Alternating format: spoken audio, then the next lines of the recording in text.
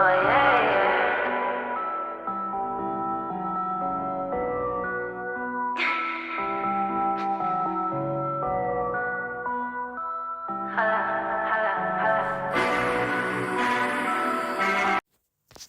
lovelies, welcome to Privilege Pulse. I'm still deciding who my core audience is, but a little bit of context about me. I'm a lighter skinned black woman. I have colored eyes. My hair texture is actually 4C, but I have dyed my hair before blonde. I've worn it really straight before. I honestly do a lot of styles. Not too picky about it. I like braids, twists, all that. I like straightening my hair. But I'm really pretty, very pretty. I absolutely have pretty privilege. I recognize it. And I'm in a stage of my life right now. I am 26 years old, and I am starting to really see how my pretty privilege has both like spurred certain relationships in my life and or ended certain relationships in my life, both platonic and, romantic. Otherwise, I'm heterosexual. I like men. Um, I'm actually, currently in a healthy relationship with a man. And so I've been doing a lot of just retrospection about relationships and friendships and people that I've been around, people that I've met, friendships that have ended, situationships that have ended, just like really looking at my life as a whole and identifying how my beauty has been a currency or something that has, caused people to feel a certain way about me. And, the reason for this video and the reason for this channel is not to sit and just rant about my experiences, but hopefully it is something that I am creating a community for to help people and really guide them to understand their beauty and embrace it and not be scared of it or run away from it. There's another YouTuber who made a video that really resonated with me where she was talking about being scared of your beauty and being shamed out of your beauty, especially from a young age. And I definitely experienced that, as a pretty girl. I was 10 when I experienced a dark side of being pretty, which is being pursued or given attention from grown men, not just boys, like people my age who are also 10, but I was 10 years old. I'll never forget it. And my sister, she worked at this like indoor soccer arena thing. And I was just with her all the time, sometimes hanging out with her after school. And my sister is 13 years apart from me. And so she's a little older than me. And so these people who were coming up, it was a girl. She came over to me and she was like, "Hey, like, how old are you?" And I might have been like 10 or 12. And I told her, and she was like, "Oh, okay, well, my brother's going to come over here and he wants to talk to you." And immediately, I just remember feeling all types of like shame and discomfort in my body because I was like, what about me made somebody who looked like he was 22 years old that he can come up to me and talk to me and pursue me? And then I just thought about all the moments when my mom is like, made me, put on a big t-shirt or like wear these really big baggy clothes to hide my body. I have a really curvy body. Like when they say Coke bottle body, I am her. I have that curve naturally. I used to play sports. I've, gotten in the gym within the last 5 years and I've completely ripped my body and I'm like very like fit and toned. Um, and I have a really beautiful figure and I've had it since I was little and I've really experienced feeling shame for it because of the attention that I was garnering, attention that I didn't even want, but I would garner regardless. And that same, sense of attention that I garnered or like behaviors or, things from other people that I garnered, I also garnered from other girls who were friends with me. As a pretty woman, you go through these waves of friendships with women. And, my understanding has been very exclusive. My understanding of people overall have been very exclusive to platonic relationships with women. I think I've learned a lot about life looking at how so many of my friendships did not last past whatever grade I was in with those people, or it did not last into my adulthood now in my 20s. Like, I'm not friends with anybody that I was friends with when I was a teenager. I'm not friends with anybody that I was friends with when I was in grade school.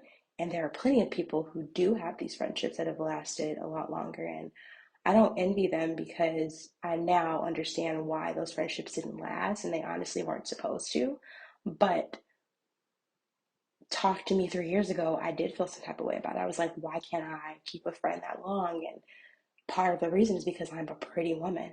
I'm a pretty woman who has talent, who has skills. I have two businesses.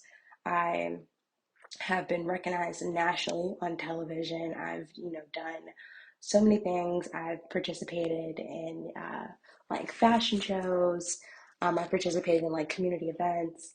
I'm very well known, just like in certain areas and spots of the community, and even outside of my city where I'm from.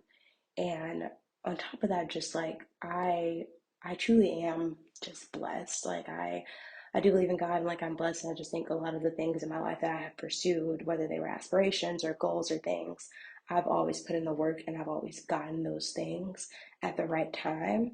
And I say that because, I do believe there's a God, and I do believe that God has really, anointed my life a certain way where things show up for me. And while, yes, I work hard for those things, I also fully believe that I've gotten those things in part because of my pretty privilege. And I'm not ashamed to say that. I didn't, pick the body that I'm in, but I absolutely love the body that I'm in. I'm supposed to love myself and my body that I'm in, and I can form it and shape it however I want. And, there's another piece of the content that I saw, which is, really shaping the life and the privilege that you want with your body and how you look. And for me, being fit, being toned, taking care of myself, my hair, doing my makeup every now and then, making sure my skin is clear, eating right. All those things matter to me in order for me to really occur the type of beauty that I think matters for the type of beauty that matters to me. And then naturally that beauty is gonna warrant me some type of privilege in this world. That's just the society we live in. I'm not gonna live in some fantasy world where my beauty doesn't get me things. It absolutely does. But do I walk into a room immediately thinking, hey, I'm gonna use my beauty to get these things? No. I walk into a room and I'm just like, oh, I wanna get this. But like my beauty is something that someone else is internalizing and is deciding how they're gonna react in a situation with me. That has nothing to do with me. So, but yeah, I'm making this video one to talk about, navigating relationships while having pretty privilege, whatever level of pretty privilege you have. Again, I said my audience isn't, my audience is pretty finite on this page right now until I say otherwise. So, whatever pretty privilege, however you want to internalize that, this video is for you. And the question is, do they respect you? Are they obsessed over you? Or are they intimidated by you? And I have some explanations for each to kind of help you decipher it. And like I said, for me, I've been reflecting a lot in a lot of relationships, and I've been sifting out people, I've been praying on it, and people have literally been dropping like flies out of my life. And I haven't thought twice about it because I'm really starting to hone in on this reality, which is not everybody wants a true, in depth relationship and connection with me. Some people just want what I could provide based on my privileges. And that's the reality. Not everybody's that way, but some people are the exception, but not that is not the rule. So, um, let's just hop in, shall we? So I experienced a lot of failed friendships growing up. I can date back as far as freaking being in Head Start and being friends with this girl who was so wishy-washy with me. And when I look at it now, as a 26-year-old looking at my like 5-year-old self, like I was so honed in on the value of friendship. Like I loved being around people. And I think part of it, one, was because I loved having like girlfriends. I love having friends that were other girls. And I think part of it was because, as I mentioned earlier, my sister was so much older than me. And I have a brother, and he and I are only 4 years apart, so we're much closer in age, but it was a brother. I never had like a sister who was right at my age, who kind of got it. And so when I was in school, I really valued those relationships and those connections because I didn't have a sister who was the same age as me. I had a sister who was much older than me, going through completely different things than me. And, while she could provide me guidance once I got to those points in life, I'm 5 or 6 years old. I just want a friend. So I can date things back to as far as Head Start, stuff to like sixth grade, stuff to, being in high school, and I was always surrounded by these women who I thought were genuine friends for me. We would hang out, we take the train together, we go downtown together, we go to the mall together, we go ice skating. I could name 1,000 things. And a lot of these things, too, mind you, my mom took us to. Now, I have a great mom. My mom loved doing things. She's very spontaneous, still is. Like, I can call her, hit her up, and we'll do something. And I think my mom is honestly one of the realest people I've met. Like when I look at it, like she's truly been a consistent person. And every single time people laugh when your mom says like, that's not your friend, she has said that about these people, and these people have not been in my life. They have disappeared. So I trust her on that. Um, but to my point, I've experienced these friendships where women are, or girls, I'm just going to say girls, and girls can mean women and when I was actually younger, so bear with me, where these girls, either we weren't seeing eye to eye, like there was an example where when Kick was around, I had a group chat with these two girls. One of them, she was darker skinned, very curvy, and then the other girl, she was, lighter brown toned. Um, Very like sassy personality, and the other girl was also like very fiery. And for me, I'm sweet, I'm bubbly, I'm laughing, I'm giggly, but I'm also very quiet and I don't say a lot. And that's another thing that I'll talk about in another video. But a lot of people don't like when you are pretty and you don't say a lot. You're not super interactive, or you're just quiet or observant. And I am a very observant person, and I've noticed in spaces where I might have come off very extroverted, which isn't my true nature, and then I come into a space where I'm very much more ambiverted or introverted, people think something's wrong or that I have an attitude. I do not have an attitude. I am just being my true self. And part of the reason why I even showed a different version of me when we first met is because I felt that I had to code switch to get into this space. And that's something that I have to navigate and deal with, because now I'm having to transition and flip into my real self, and these people don't accept it. But that's also not my problem. But it's more just something for me to navigate, to learn how to be very consistent with how I show up in a space so people aren't shocked. And even if they are shocked, oh well. But point is, these two girls were completely different personalities than me. And so I remember people just being like surprised that I would hang out with them, but I just thought that we were good friends. And it wasn't until, it was the summer before going to high school. We were all going to different schools. One of the girls was going to the same school as me, but the other one, she wasn't. And we were in a group chat and they started cursing. Now, at the time, like, I didn't swear and my mother frowned upon it. And they were swearing, and my mother got a hold of the group chat. She saw it and she called their parents. And, of course they got in trouble, but then they were blaming me about it because my mom had seen my phone. And I mean, in my mind, I'm like, I didn't tell y'all bitches to curse, but that's what they did. But that's what happened. And I remember them just like icing me out for a really long period. And I remember me, mind you, I am a recovering people pleaser. And when I say recovering people pleaser, I mean, I'm on the latter end of being done with it. Like, I've been sober for like almost a year, basically. But I still say recovering because I still have some tendencies, but I absolutely recognize when I am people pleasing, and I stop myself now as much as possible. And if I don't do it, I have people in my life who will tell me about it so that I can stop it. But at this time, I was super deep in people pleasing. So I'm like texting them, trying to get them to like respond. And I'm trying to fix the friendship. And they just use their anger and frustration at me to shame me, to make me feel bad for what happened. And fast forward, I went through high school with that other girl who was in my school, and I never spoke to her. I honestly started to feel afraid to interact with the other girls in our school, particularly the other black girls, because it was really, really large, white, predominantly white school, and it was a very small group of black girls there. And because she was in that group, I felt like she had tarnished my name. Now, mind you, I am 14 years old thinking like this. And later on in this video, I'm going to talk about how people who are intimidated by you will tarnish your reputation. I was even thinking like that as a kid. Like, I knew that she was somehow tarnishing me or like tainting my name with these other people. So I wasn't even going to hang out with the other black girls at the school. So I just went out to make friends just to make friends. I wasn't looking for just the black girls. And I did make some friends there. And even then, those aren't people that I'm friends with now today. We kind of just fell off, not even a falling out. But, that's just one situation of, quote unquote, us not seeing eye to eye, but more so them trying to use their negative emotions to control me and, have me grovel and like beg for their friendship. But when I'm looking at it, like, there was nothing that they provided me in that friendship that I couldn't provide myself. There was nothing that they gave me that was so valuable that, like, I'm now thinking about it at 26 years old and I'm like, damn, I wish that friendship would have lasted. But as a kid going through that, such stressful emotions of like, oh my God, my friends want to stop being my friends. And we had been friends for 3 years. And one incident like that, that's not a real friend. That's not a real friend.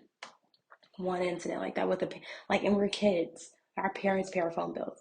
So I'm telling this to show like, you know, it's this weird, just like weird dynamic I've noticed in a lot of different situations with girls and women throughout my life where a situation happens and I'm the one who's doing all the groveling and stuff. And I'm not saying this, and I'm not ashamed to even say this now because I'm not at that place in my life anymore. But at the time, it would hurt that I was it would hurt that I was doing all of that and they wouldn't accept me.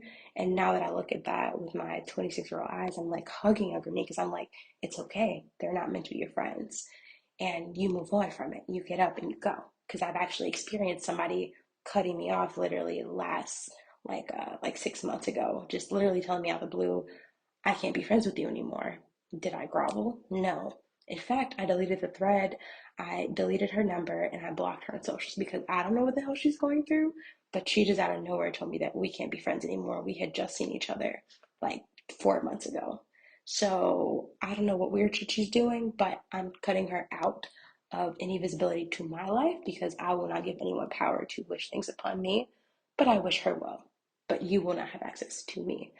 Um, but yeah, just a lot of weirdness.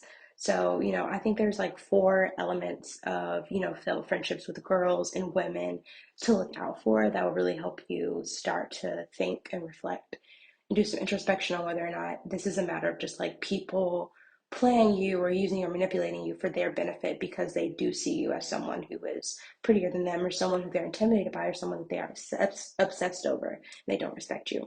So that's one, not seeing eye to eye, um, jealousy, and I emphasize that it is implicit. It's almost never explicit.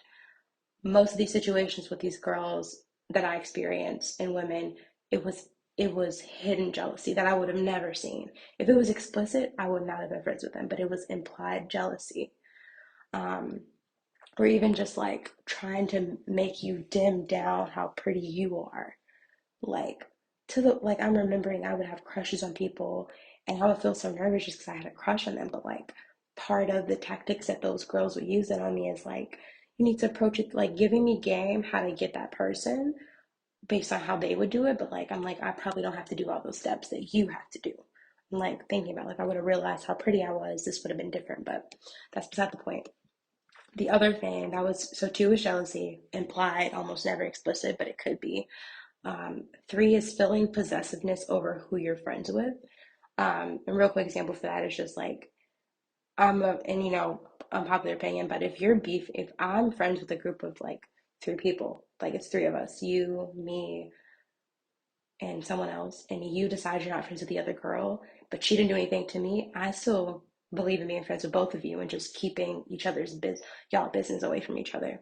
I've had experiences where friends literally cut me off, no warning, simply because I am still friends with somebody that they don't like anymore. But I'm like, they didn't do anything to me. I don't, that's just some weird loyalty shit that I don't believe in. And unless they explicitly say, like, I don't want to talk to you more if you're talking to this person, then we cut off. But like to just cut me off and not warn, weirdo. And then the fourth thing is lack of true communication or having real depth with me. So for that, I notice in a lot of these relationships and friendships, notice how I mentioned my mom was always the one taking us places. I was always the one doing the heavy lifting. I'm not saying like, carpooling, picking people up, but I was always the one planning stuff. I was always the one sending messages out. I was always the one leading. And I think that's just the female version of me being the group leader, but I was never the group leader of like a group that lasted throughout, the years. It was like different sects of people that I just had cohesively put together. We cohesively came together, and I was always the one leading. And there's nothing wrong with that. What I'm calling out is the lack of those people ever really checking in on you or communicating with you to see how you're doing. What are you up to? Um, those are signs of like a lack of true friendship or in-depth friendship when you're the only person ever putting in effort. That's when that's a red flag. Not when you're the person who's like planning stuff. Maybe you are just the only person in the group that can really plan and execute. But if you're the only person in the group who doesn't get those texts of like, hey, how's your mental health? Like that's a problem. Um, so yeah. Now, moving into the big question. So these are three categories I put people in about how they perceive me. Either they respect me, one, or they obsess over me, or they are intimidated by me. And I'm gonna go into each of them and break that down a little bit more for you. So now I'm going to go into the topic of this video. So that's more so just an intro to what I'm going to be talking about, which is the three categories of where I am now placing people. Either people respect me, or they are obsessed with me, or they are intimidated by me. And I'm now framing my interactions with people that way. I'm walking into work that way, walking into my relationships, my friendships, my connections, things with my family, all these things that way, because it helps me understand, they're likely doing this because of this, and this is how I need to move accordingly to protect myself or to get what I want out of the situation. Because let's be real, we're all pushing our own agendas. And I'm not going to sit here and lie to you and say I don't have my own agenda in situations and places, especially places that like work. At the end of the day, my agenda is to get to where I need to be, to keep this job, and to do a great job, but not to do an overly complicated job that also isn't my job. I work in corporate America, and oftentimes we end up doing things that we weren't actually hired to do. It's the nature of the space, but I often try to work smarter, not harder. And I often try to move to places that actually give me energy to work, which is writing or creating something or designing something. I'm an artist, I'm a designer at heart, so I try to find those opportunities at work. And when I feel like someone is cornering me into something else, I immediately say, oh, this person is trying to control me, either because they're intimidated by me or because they think that they have power over me. You do not. So yeah, these are the three categories. And so ask yourself, when you think about these different situations that you have been in as a pretty privileged woman, person, was that person respecting you? Was that person obsessed with you? Or was that person intimidated by you? And I'm going to go in and I'm going to break down each of these to really help you understand and build context around it. And these are all signals and flags that have helped me categorize people. But by all means, if you all have other experiences or flags that you want to call out that you think will be helpful, please drop it in the comments. I absolutely believe that there are more things out there. These are consistent patterns that I've seen in the relationships and friendships that I've interacted and experienced before. So I'm able to call these out a little bit more clearly, but I'm curious actually, what are some other ways that you guys think people show themselves as being intimidated or obsessed with you or they respect you? Um, so yeah, like let's go ahead and dig in. So for respecting you, examples, just like healthy female platonic friendships where you can be your full self. I'm not highlighting male platonic friendships because I don't have any male friends in that capacity. I have male acquaintances and associates who I connect with on a like interests level. Like we're both artists and we talk about art or we collaborate, we talk about the world. But that's kind of where that stops. I know a little bit about them and their story, they know a little bit about me, but we don't talk on an everyday basis. We don't like FaceTime call all the time. Like it's very platonic, but it's a level of platonic below what I would do with my female friends or my female acquaintances. When it's a woman, because I'm more comfortable like being super vulnerable with a woman that I'm trusting as a friend, I will show different layers of self. But when it's a man, I do have certain boundaries because it is still a man, especially if it's a heterosexual man. Now, I have had friends who are gay, and that's been a different experience. But as far as men who I know are interested in women romantically, if they and I, make an interaction, we decide, oh, like we'll keep this going, and I know for a fact I don't want that boundary to be crossed, I set up those guards. So I am only highlighting female friendships in this example of someone respecting you as well as yeah, just for the respect one, because I have examples to deal with men for the other ones. But for respecting you, healthy female platonic friendships where you can be your full self.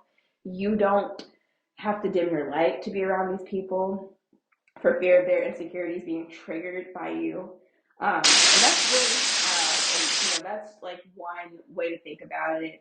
They allow you to be your true self. They encourage you and they challenge you to be the best version of you while also accepting you and your growing pains. Because let's be real, we're adults, or you might be adolescent, whatever age you are listening. But as you get older and you start making these intentional changes for yourself, it's going to be so difficult because you've been operating in a default of yourself for so long.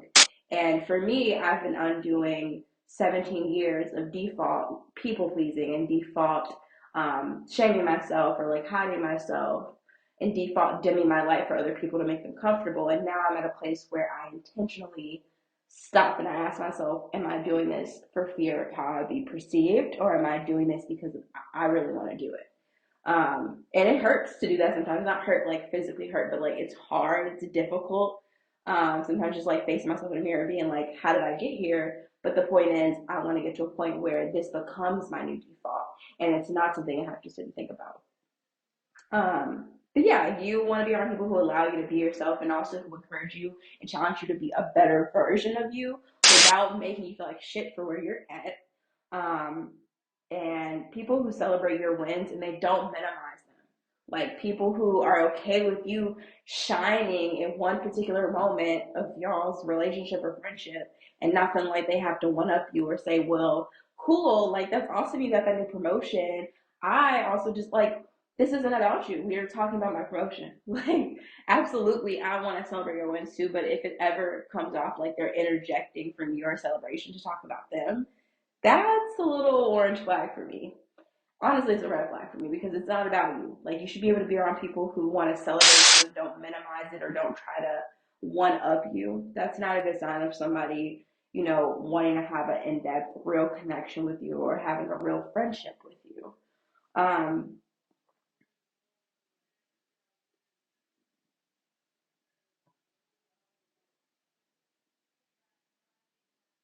Yeah, so I'm gonna jump into what it means for someone to be intimidated by you. And this is going to feed off to the respect you part a little bit because I have an example that kind of feeds into the opposite of what it means to be able to like shine your full light at all times and not feel dimmed. And I'll give you a positive example of that. So I actually have a friend. She's a photographer. She's amazing. We're both air signs. So like when we met, just immediate chemistry. Like she's super open book. She's going through her own like life changes, figuring herself out, and I'm kind of in that same space, and she and I connect one on just like the level of pursuing our interests, our careers, and also working corporate. Um, but immediately with this friend, I felt like I could show up and be myself. I had recently got into a serious relationship, and I felt like with my other friends who I had been friends with for 4 or 5 years, I felt like I had to dim down that light of happiness that I was experiencing because some of them were not in relationships or they had just gotten out of them. And I just felt bad for bringing up my stuff. And I also felt bad about it, backstory, because I had gone through a really tough heartbreak like 2 years ago with that same group of friends around, and they were very harsh with me about it. And I think part of it was because I'm pretty. Some of them thought like you need to get the fuck over this and like move on, and I'm just like, this is a literal heartbreak. Like this is hard. It took me like a year to get over it. But I had a friend who was kind of like, I'm glad. So this person who I was talking to at the time, situationship, whatever, he had posted his like official girlfriend or whatnot. Now I didn't see this, but someone else had told me. And my friend and my close friend group had said, well, I'm glad he finally posted it so you can, basically get over this and move on. Okay, so insensitive. But that was the energy I was going for. And then also, months later, I had another friend in that group who was kind of feeling distant from me, and I also felt it too. And I sat down with her and was trying to like talk to see what we could do to mend it. And she had a particular feeling about how focused I had become during our last year together in college because I was so focused on finding a job. And mind you, I said I work in corporate, but my background is actually in design. That's my passion area, but I knew that I wanted a job that was sustainable and quick to get out of college, so I went into the business field. And I didn't spend a lot of time fall semester with my friends out clubbing and partying and doing all that. Like I was like, that's more of a springtime semester thing. Like I really want to focus on finding this job, getting this apartment hunt down, all this stuff. Like business needs to be taken care of before I'm out just partying just to party. Like, come on now. And she brought up how she felt so hurt by that and how I was so distant. And then she brought up the heartbreak too and da da da. So just imagine having those types of friends around you. Mind you, this was my first like real heartbreak that I had gone through and everything. All these people have had other relationships, situationships. I'm also a virgin at the time. I've never had sex before. So I'm just really new to all the dating stuff. And this is another topic we'll talk about in the video, which is like how people assume you're a hoe or you have hell experience when you're pretty. But besides the point, basically, all that was in the back of my head and my mind of these friends of like, okay, when it comes to relationship stuff, these people treat me very differently than how I want to be treated as a friend who's going through a heartbreak or a friend who's in a relationship or a friend who's dating. Like they treat me like I should just have the shit figured out and get over it. Like my shit isn't real problems, but whenever they would go through something, I would never get tired of letting them, express themselves. I'm always that friend that wants to help you work through your emotions and things like that. So these people were not those people that I was able to do that with, but this other friend that I just mentioned, who works at my job with me, she is. And immediately that was a good sign for me. Like I would talk about my relationship here or there, mention, my partner, and she never made me feel like, oh, you're talking about too much. Even one night when I was like, man, I feel like I mentioned him too much. She's like, no, like you're fine. Like it was that energy I didn't know I needed from a friend until I got it, and I was just like, she doesn't make me dim my light. And it's not to say my light is my relationship. My light is my ability to talk about my life and the things that make me happy and the things that give me joy without feeling ashamed for it. So, speaking of that, we're going to go into what it means for people to be intimidated by you. So, again, female friendships, that's the scope of this. Oftentimes, when people are intimidated by you, they're going to use shame as a tactic to stop you from feeling your shine.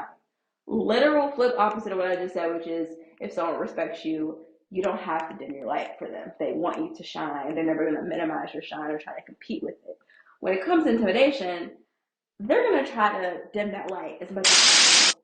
In public, that part is so important. And in public can be out in front of a crowd, it can be in front of your immediate friend group. At the end of the day, they're trying to shame you in public. And when you try to call them out about it or you even try to like challenge it, they're going to hide behind the victimization of whatever ism they want. And the example I'm going to bring up is an example of colorism. So there was one night I was with the same group of friends I just kind of mentioned, and well, no, I was with a different group of people, but I was with a group of people, and we were all kind of drunk or tipsy, getting ready to go out, and I was just like in the mirror admiring my outfit. I was admiring my hair. I was gassing myself, and I turned around and like I didn't peep the reaction from my other friends in the room. But a couple of days later, they had brought up to me, we're all sober or whatever. After class, is like, oh, when you did all that, like it was really like wrong. Like it made me feel some type of way that you were talking good about yourself. Now, I'm hearing this as I'm saying it, it's like none of it's making sense to me, but I promise you, in that moment when I was being told by my friends that, oh, the way I talked about myself in the mirror and gassing myself, made them feel bad, I felt like I did something wrong. I felt like I did something wrong for shining my light and saying, I love how my body looks, I love how my hair looks, I love my eyes, I love my skin. I didn't say, I love my skin, my eyes, my hair, and it's better than yours. I simply said, I love me in the mirror. Yet this triggered one of the friends in the room, and then there was another friend in the room who shares similar features to me a little bit. I don't know much about like where she's at mentally in her space, but she also felt very uncomfortable by what I was doing.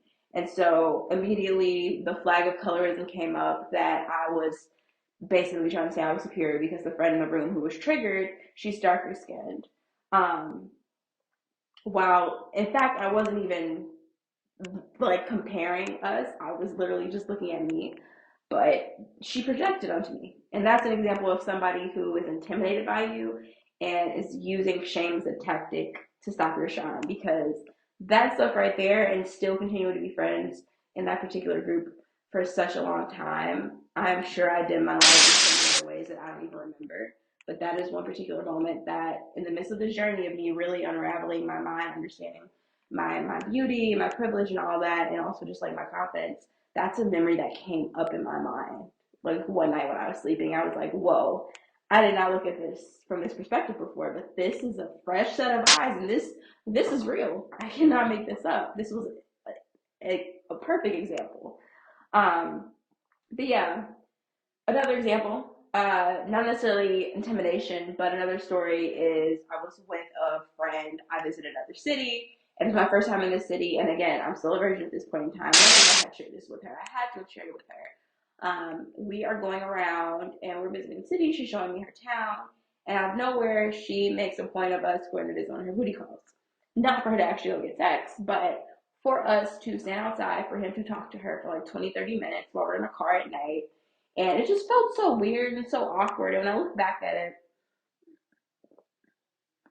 part of me thinks this young lady was trying to showboat a little bit with me because I hadn't had any sexual experience, so she wanted to show and prove that she had bodies. But again, my lack of having sex up until me being 26 has nothing to do with like not being able to have sex. It has everything to do with the fact of me making a decision that I am going to hold my virginity for as long as I want to hold it, and I'm going to have sex when I want to have it with who I want to have it with. And it's never going to be about the pressures of society or body. Like I don't really care. I don't. I hear enough stories of women who just give it away and are miserable, and I hear enough stories of women who just give it away and have STDs. I hear enough stories of just people who just give it away to give it away. I'm not interested in that. I don't shame anyone who does it, but for me in my life, it doesn't benefit me to just sleep around. Um, so in that situation, she was kind of like showing off, and it was just weird, very weird, because me and she and I didn't know each other that well either. So it was just weird on top of that. So that's one tactic that they use: shame to stop you from shining, and they often hide behind victimization of some ism if you try to call them out about it or try to challenge them on it. Now, another tactic that people use that can help you decide whether or not they're intimidated by you is they try to hold power over you or dangle something in front of you when you actually ask for their help. So imagine this, they already have you on a pedestal.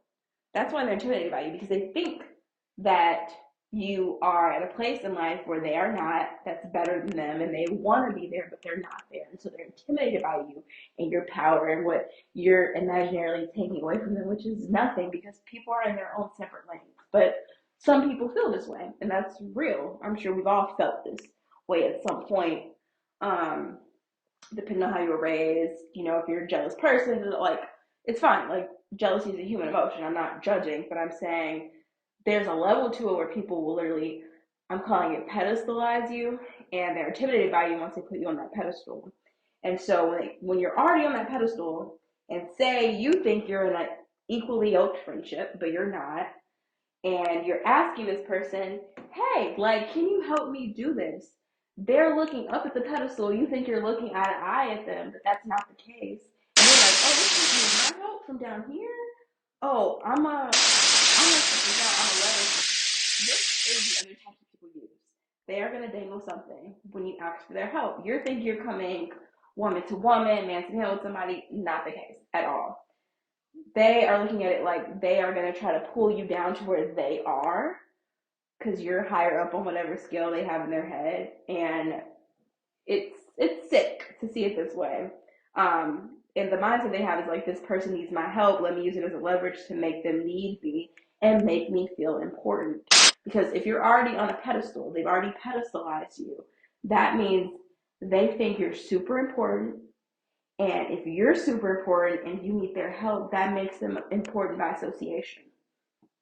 So, an example of this is I had a friend, told you my dating history is very, very limited. I have messed with a total of one, two, three. I've messed with a total of 4 men in my life, and I've only seriously dated one of them. I'm seriously dating one of them now. And I don't really care about them or pride myself on it, but that's just my choice. It's kind of been like every key stage in my life. But I had a friend at the time who was working at a store, and she mentioned she had this coworker. He was a guy. I mean, obviously, he was a guy. He was into fashion, super attractive, all this stuff. She was just like gassing him. She was like, "I'm gonna put you on." When I tell you, she never followed through on that. She would constantly bring it up. And when I would bring it up asking, she had all these excuses for it. And it just got to a point where I was just like, why are you constantly saying what you're gonna do for me as a friend, but you don't do it? And when I think about all the stuff that I have extended to do for you as a friend, it is kind of disappointing. And it does make me look at you a little funny because it's like, if you know for a fact I'm interested in like meeting this person, potentially dating this person, why would you keep dangling the fact that you could help me make that happen, but not actually make it happen? And it has to be a power thing. It has to be, in their minds, they think they're holding power over me. But in my mind, I let it go. It's like, oh, well, whatever. And I actually took it upon myself to come to the store myself. Now, at the time, I didn't have the confidence to like go shoot my shot, and I don't believe in shooting my shot at men. There was a point in time when I did, but I don't anymore. But this was not that time, and she never really followed through on it. And I sat and thought about it a little bit, and then I came to the conclusion of just maybe she didn't have the confidence herself to follow through on that favor, but it was something in her mind that if she said it to me and I seemed like I needed her help, it would make her feel important. It would make her feel important by association. Again, I'm on a pedestal in her mind potentially, and me asking for help or her offering to extend me help in this area that I want help in, dating, she's like, oh, this gives me some leverage, but never following through on it, she loses her leverage. But I also think she just felt that she probably didn't have any because how could she help me date? You know? Um, so that's tactic two. So we're going through this again. They use shame as a tactic to stop you from feeling your shine, often hiding behind the victimization of some ism, and then they try to hold power over you slash dangle something in front of you when you need their help.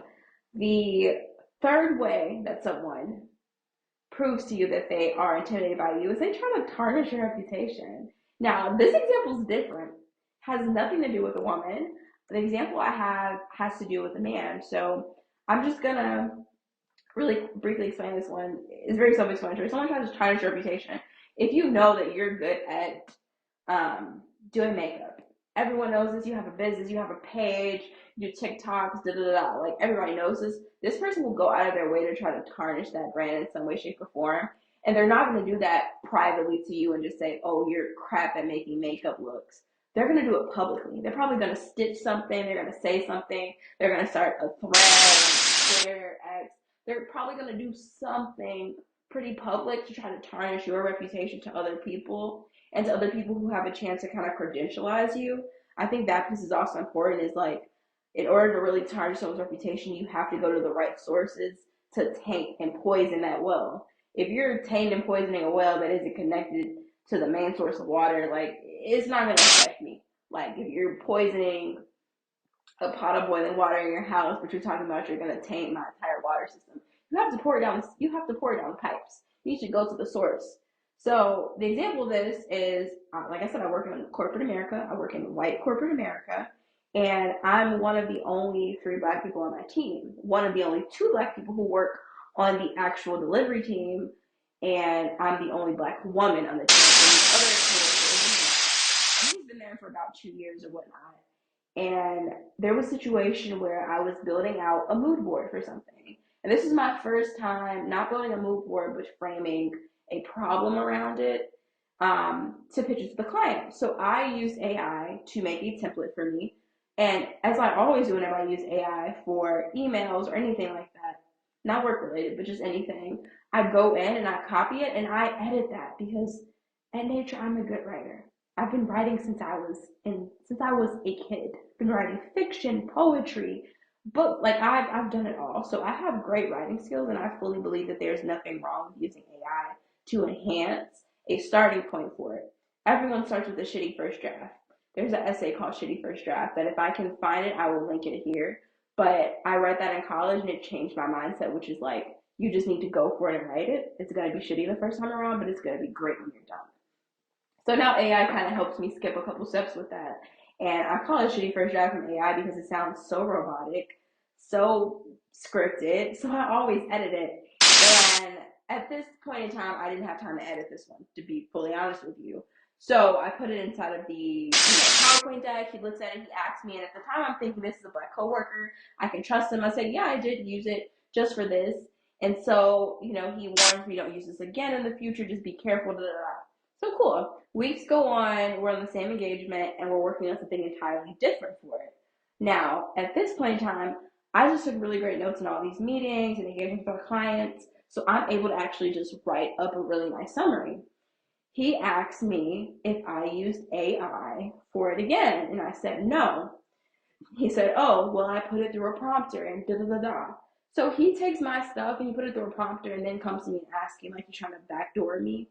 First off, I wrote it. He tries to like give me a bunch of tidbits and tips. Da, da, da. Like, I don't care, dude. I really don't care. So fast forward 2, 3 months later, we're on another engagement together. I'm doing the same thing. I'm getting ready to prep for the summary. We're in a group chat with our manager now. The other times when he called me out, it was virtually over Teams one-on-one. This time we're in a Teams chat with our manager. He puts in a message, and I quote, I challenge you this time not to use AI and flex those writing skills. Such an underhanded comment, such an insinuating comment that I used AI in another instance with client information, and I never use it with client information.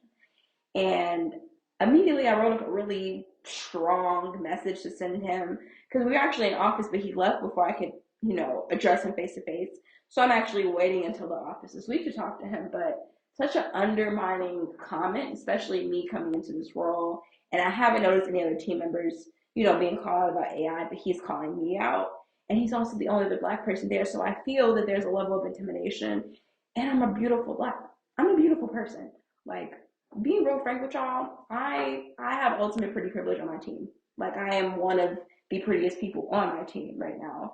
And I'm one of the prettiest people on my team. And so I'm sure coming in, I intimidate my manager, him, and several other people, all unbeknownst to me because I really don't care. I'm just there. And I'm naturally going to be pretty because that's how I look. But his tactics, his behavior, absolute intimidation, going out of your way to tarnish my reputation early at this new role that I'm in, and then making up lies in front of my manager on top of it. So now other people are probably going to try to backdoor me or ask, are you, and I should not be approached with, are you using AI? I've never seen that on this team, so I know that it's a single incident, and I'm calling him out for it. I'm speaking to him directly about it, and I'm not standing for that. So I encourage you, when you see those situations, immediately nip that shit in the bud and speak to that person. Some people are going to approach this differently. Cool beans. As far as me and my career, I'm approaching that stuff head on. But when people or women are like doing this stuff underhandedly, do it at your discretion how you're going to approach that, how you're going to deal with it. But as for me and mine, I'm approaching this head on, especially as I told you guys, recovering people please repeat. I'm a recovering people pleaser at the end of that people pleasing habit. And at this point, I'm more willing to be confrontational than not. Like, being confrontational is a part of my healing process, and not just being okay with what happens to me, but actually having a voice about it and standing up for myself. Now, the final category: do they respect you? Are they intimidated by you? And then, are they just obsessed with you? Now, people being obsessed with you isn't necessarily a bad thing. You can have fans. This is when you have fans, and it's another video online. This other creator talks about, pretty women being treated like mini celebrities. We absolutely are. But when people are obsessed with you, think about it this way: they are aware of your pretty privilege. That is the whole point of them being obsessed with you. They're like, oh my god, she's pretty. You might have a great personality too. Oh my god, and she's funny. Da da da da. Like, oh, and she dressed great. Or, oh my god, she has this money. Like, whatever it may be, at basis of it, you are pretty. Like, you are stark. You stand out. People are gonna look when you walk down the street. People are gonna look when you walk into a room. People are going to look and stare. They hang around you for the benefits of your privilege, being pretty. So think about the girls who want to go to clubs and sections. They're going to be around their pretty friends for that. Think about the men who try to hang around you and sexually. They want to be around your prettiness because it gives them like social status being around a bunch of pretty women. Um, they want to be seen with you. They want to post you, like, show you off. And with this, I mean like people who barely know you. It can be really weird. I actually experienced this with a girl that I met at my job. I met her literally 2 days before she invited me and another friend out for drinks in a bar or something. And I actually came out with another group of people and just happened to be them up there. And I had asked the girl that I had just met if she could take a photo of me and the friends that I came with. She thought I meant me and her, and she went on to take like 50, 60 photos of us together. And I was just like really uncomfortable to the point where I was like, I'm just gonna let her have them, but we're never gonna hang out again. Like I made up in my mind immediately, I'm not hanging out with her again. I'm not going out of my way for that. It just felt really weird and uncomfortable. And I'm still trying to find the words to describe it, but it was just like I'm not being seen as me, because if you saw me for me, you would have seen my discomfort. You obviously don't know me well enough to know that I'm uncomfortable. And I don't just take photos with random ass people that I don't know, that I don't follow on socials. Like, I don't know what you do in my photos. So actually, I should say something. But um, just people that want to be around you to be around you or get caught in the mix with you, it's odd. And then the other piece is like these people often, have inauthentic and non-in-depth relationships with you. Like you're gonna feel uncomfortable opening up to them. Um, some inkling of it just like not being genuine is gonna go off for you, and you really should recognize your intuition with that and don't ignore it. They might friendship bomb you, or as we call it, love bomb you, and be too like excited about you, like, oh my god, like you're so cool, like just fangirling over you. And I don't want fans as friends. I want friends as friends, and my fans to stay on the internet. We don't need to be friends because I already know that you've pedestalized me, and nothing I ask of you and nothing you ask of me is coming from a place of genuine, deep connection or desire to get to know that person. For me, it's probably out of pity. My my legacy people pleaser wanting to be nice, and for you, it's probably to get something out of me because of me being pretty or what comes with me. Like it's not a fruitful relationship that I would recommend for people. Um, and there are some friendships that are the exceptions to this, not the rule. When I say exceptions, I mean like you might have friends who really are just like they love you, like they support everything you do. They will post your stuff, like, but you still have those in-depth conversations. You still can connect with them. Those are friendships that where the person might be healthily obsessed with you, obsessed with quotations, right? Because not actually obsessed with you like stalker, but like they're you have friends that are also your fans, but if you just have fans, they are not your friends. Like, I want to emphasize that. You can have friends who are also your fans. They will support your business, your endeavors, your goals, your celebration, your achievements. But you cannot have fans that are your friends because they are only there to see everything you do from such a rose colored glasses lens.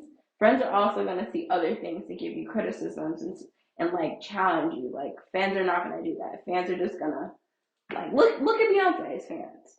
I'm not a Beyonce fan. Um and whatever, like she has a lot of talent, she makes great art. I'm just personally not a part of the beehive. Like I think people worship her in a very weird way, and I'm not a part of that group of people. Like I respect the fact that she makes art. I respect the artist, but I'm not obsessed with the artist. And you'll learn this about me, but any artist who I am fans of, I don't follow them. I don't care to know anything about who they are. I only care about the art. I literally separate the art from the artist. Because if I'm going to be a fan, I'm going to be a fan of the art and not the person. Because I don't know the person. I can never know the person because they aren't in my immediate circle. So use that as you will. It's just like a framing of, again, you don't want your fans to be your friends because they're already too obsessed with what you do to get to know you. Um, but yeah, that's essentially what I want to talk about today is just categorizing people in your mind, understand where you stand with them and also where you want them to stand in your life. If you feel like you are being pedestalized, start challenging those people and asking the right questions with those people in relationships to really see, is this a fruitful relationship? Is this something that's going in the direction of where I'm going as a person? For me, I only want to be around people who are going to allow me to be my full and true self, my full unpeople pleasing self, where I can be as quiet and observant as I want. I can be as silly as I want. I can be serious. Like I don't want to be around people who only expect a certain version of me because it benefits them. I want to be around people who are going to accept me in all my shades and colors, and vice versa, because I know that's the type of friend that I am. You see, once you know what type of quality friend, partner, or sister, whoever you are, you're not going to put up with bullshit from other people because you know what you provide, you know what you bring to the table. And as a woman, I know my heart, I know my nurturing spirit, I know everything that I bring into friendships, and I've seen it time after time again. These friendships where people are leeching, these friendships where people aren't really contributing, these friendships where people are just kind of there, and I'm always the one putting in effort. When I tell you I put the pen down or I put down the phone and I stop texting, I don't hear from so many people. And I also don't feel so bothered by it because I also just accepted that not everyone is going to reciprocate the level of intentionality and love that I do. And for the people that do it, I appreciate and I pour into that relationship. And there is a number of people who do that, and I pour into that. I literally have a friend right now. She's in Brazil studying abroad for a year. She just got out there last month, and she and I might talk once every 2 weeks. We might text, send one voice note back and forth, maybe text a couple messages. I literally just got a message from her out of nowhere, unprompted. Hey babes, hope you're doing well. She's following up on a text that I sent like 6 days later after she responded to me with these little Brazilian cakes, a tradition that she was doing. I asked her to explain it to me. She told me about it, and I responded back today. And then she sent me a message just like wishing me a great week. We should definitely catch up at FaceTime soon. And we definitely just FaceTime a little while ago. But again, this is one of those friends. We don't talk every day, but when we do talk, it's a quality conversation. It's an empowering conversation. She tells me about her research. I tell her about what I'm going through, work, school, home, family. She talks about her family, her dating life, like we go into the weeds with each other, and I feel like I can be my true self with her. She's also a fellow pretty woman. I don't feel like we're ever competing with each other. I've gone out with her before. I've not felt uncomfortable with her before. So there are those friendships that exist. They might not be as, you know, like, they might not be as frequent as you'd like, but they do exist. And when you find them, cherish them, value them, important to them. But yeah, thanks so much for watching this video. Definitely subscribe and like this video and drop any comments below on any other topics that you guys would love to hear. And again, if there are any other flags, orange or red, that you can call out to categorize people who are either respecting you, obsessed with you, or intimidated by you, please drop it below. I would love to hear some more stories or just like thoughts or comments that you guys have about that, because I'm sure it's a myriad of things out there, and experiences that you guys have facing these things. Until then, have a beautiful, beautiful week. Bye. Oh, yeah.